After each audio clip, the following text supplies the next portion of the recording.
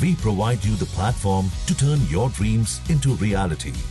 Give wings to your aspirations with KR Mangalam University. रूस के राष्ट्रपति व्लादिमीर पुतिन ने दावा किया है कि रूस के पास एक ऐसा स्थायी और सुरक्षित रास्ता है जिसे वो दुनिया को यहाँ पर देता हुआ दिख सकता है। और अब यहाँ पर रूस ने सीधे तौर पर कहा है कि हम ये युद्ध खत्म कराने के लिए पूरी तरह तैयार हैं, यानी कि हम यहाँ पर बीच में बातचीत करवाने को तैयार हैं। इसके साथ जानकारी के लिए हमारे साथ जुड़े हैं विदेश मामलों के जानकार निपुण आलमबायन जी, उनसे जानेंगे। सर, बहुत बहुत स्वागत है आपका इस प्लेटफॉर्म पर।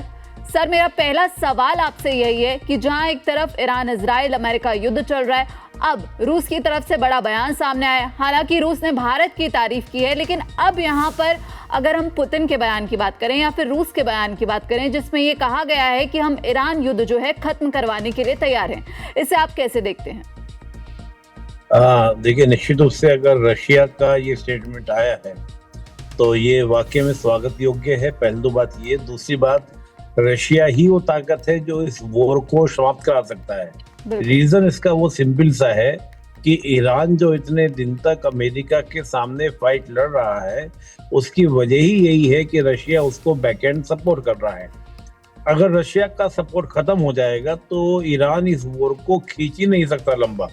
और इससे देखिए, दो बातें हैं। जहां पूरा नाटो एक तरह से साइलेंट हो गया है, अमेरिका के साथ में नहीं है, दुनिया के और देश अमेरिका का साथ देने के लिए तैयार नहीं है, और वहां पर रशिया अगर आता है तो इससे आप ये मानिए कि रशिया का जो कद है वो बहुत बड़ा हो जाएगा और एक ग्लोबल प्लेयर के रूप में कहीं ना कहीं वो अमेरिका को मात देता हुआ दिखाई देगा।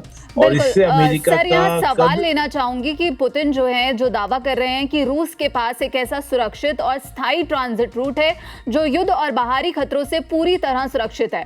और यहाँ पर अगर हम बात करें तो सीधे तौर पर जो भारत में रूस के राजदूत हैं डेनिस, उनकी तरफ से बयान सामने आया है। उन्होंने कहा है कि भारत के तेल व्यापार को प्रभावित करने की जो अमेरिकी कोशिशें हैं वो सरासर अनुचित है और दबाव की राजनीति है। तो यहाँ पर भारत की तारीफ की गई है क्योंकि भारत के जो हित हैं वो यहाँ पर अब सीधे तौर पर ये कहा है कि भारत झुकता हुआ नहीं नजर आ रहा है। भारत और रूस के बीच जो व्यापार है, जो तेल खरीद है, वो रिकॉर्ड स्तर पर पहुंच गई है। तो अब जो है रूस ने खुलकर भारत की तारीफ की है। इसी बीच ईरान युद्ध को रोकने की कोशिश रूस कर रहा है।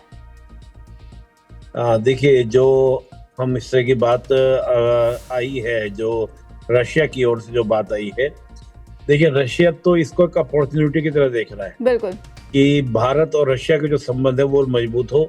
और पिछले दिनों जो हमने रशिया से तेल खरीदना बंद किया था या जो इस प्रकार से हमने इंपोर्ट करना बंद किया तो दोबारा से स्टार्ट हो।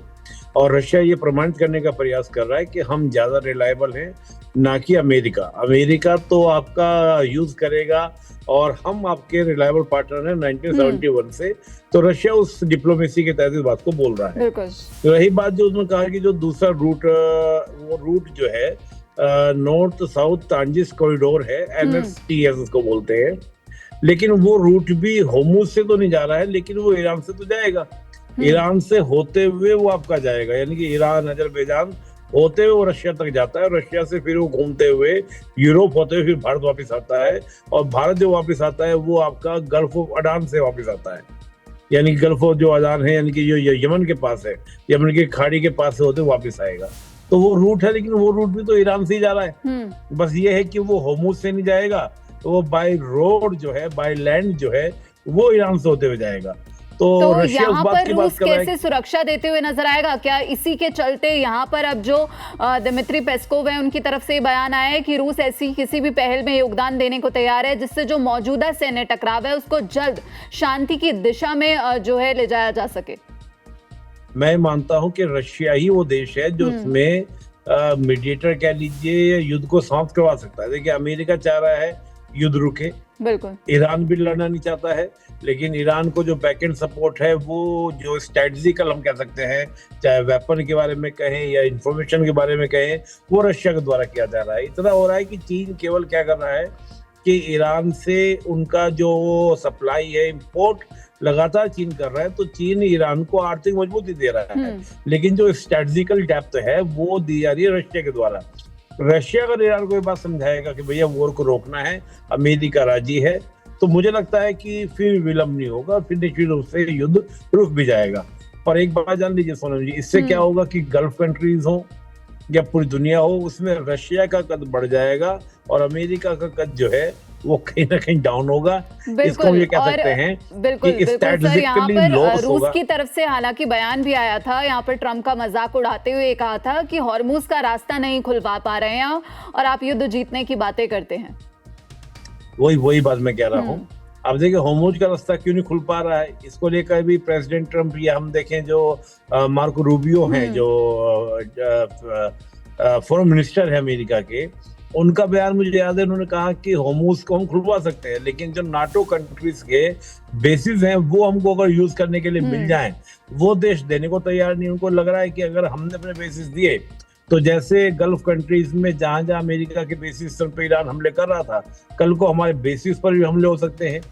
तो हॉर्मुज को खुद ना खुलवा पाने में अमेरिका के साथ दिक्कत ये आ रही है कि वहां अमेरिका के बेस नहीं है जो कि नाटो कंट्रीज के हैं, वो अमेरिका को नहीं मिल रहे हैं। तो निश्चित रूप से ये लाभ जो है, और देखिए कहीं ना कहीं एक नाटो की जो यूनिटी कही जाती थी कि आर्टिकल 5 हो जाएगा, आप सोचिए अमेरिका के करीब 20 एयरक्राफ्ट गिरा चुका है ईरान। बिल्कुल, और यहाँ पर अब ट्रम्प जो है बेबस भी नजर आ रहे हैं। उनके बयान जो हमने देखे, जो अभी उनका हाल ही में बयान आया कि 2 से 3 हफ्ते में युद्ध खत्म हो सकता है, और वहाँ पर वो दावा भी करते हैं कि हमने जो है ईरान की सेना को अपने कब्जे में ले लिया है, हमारे जो टारगेट्स हैं वो हमने कंप्लीट कर लिए हैं, तो हमने यहाँ पर पूरी तरह से जो हमारा मिशन था अब वो लास्ट स्टेज में है।